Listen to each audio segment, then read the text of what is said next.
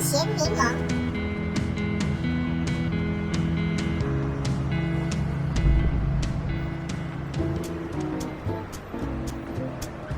Hello， 大家好，这里是台中市的七期从化区，也就是所谓的豪宅区。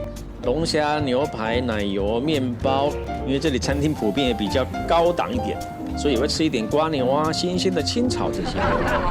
开玩笑的，我认识的人住那里，他们也没有每天这样吃的。虽然没有错啦，那边有很多比较高档一点的西餐厅哈，但是因为可能地价贵哈，反而没有一些比较传统的美食哈，所以可能你就要到比较旧市区去找找看。我们一提到旧市区呢，我想有些台中人也会想到呢，这个台中公园的湖心亭，算是一个旧台中的地标吧。这是来到现代的台中公园。经过速度的整修哈，那湖心亭的喷水池呢还是蛮漂亮的哦。那有人就会问说，你们台中人每天早上都是吃炒面吗？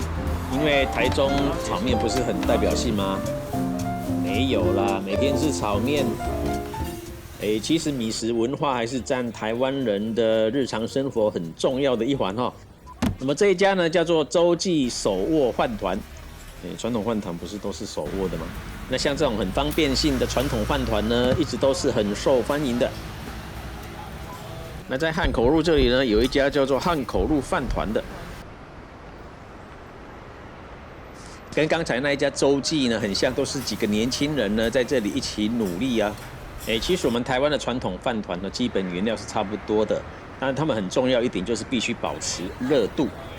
那么这一家汉口路饭团呢，它有一个很大的特色呢，就是现场煎蛋。其实你有没有发现，其实我们台湾传统的饭团哦，也不会有太大的变化了，就是多了什么玉米、肉片、香肠、紫菜什么这些。因为传统就叫传统嘛，你要变化做什么呢？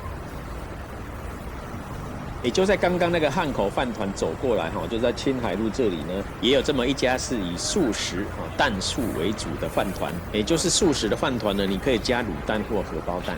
那老板娘是跟我说呢，她是用紫米跟糯米但是她会建议不要把两种米混在一起啦。原因也是一个就是要哈利啦。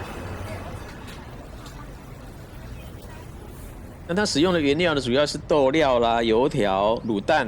花生粉也是有菜脯跟酸菜这些，那个头呢也不小，这就吻合台式饭团的基本要求了，就是要饱足感。类似的饭团在香港也有他们称作汁饭、鸡饭。那传统饭团就很适合搭配红茶、奶茶哦。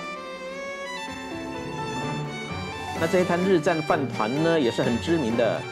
那这一摊呢是在第5市场里面，那么它的特色是什么呢？我觉得就是热就是热度很够，还有他们在里头呢同时放咸鸭蛋跟卤蛋。另外一个特色呢，它是用多种米呢去把它调配的。大家看一下，这个就是他们的饭团内容，其实看起来也是差不多，可是吃起来还不错。来到健行路靠近科博馆这边呢，一个巷子里头有一个很有创意的店名，叫做饭团打嗝。那这个就不是传统的台式饭团了哈。那有人说他们是偏日式的哈，其实也不算，因为真正日式的握寿司哈，就是 nigiri 哈，是比较偏冷食的，而且一般也不使用糯米，所以应该讲它是一种创意饭团了。炸虾还有吧？炸虾有。好，那我一个炸虾。另外也点了一杯他们的日式绿茶，加一加呢，这样子套餐就要95块了。精致的包装里头呢，有现炸的炸虾和传统的油条。也是在科博馆这附近呢，就有一间 Skia， 它的早餐呢还蛮实惠的。它当然是以牛肉冻饭为主哈，但是它的招食套餐里头呢，鲑鱼还不错哦。哇，这是一道丰盛的早餐呢，鲑鱼的分量也蛮大的哦。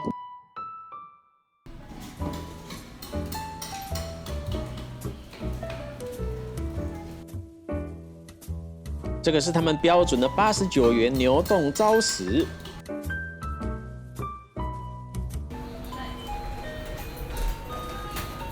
50元的狗汉180克啊。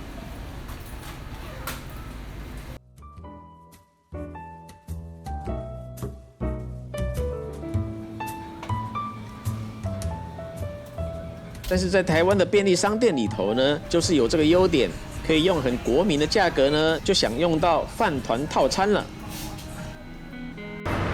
饱足了丰盛的早餐，美好的一天就开始了。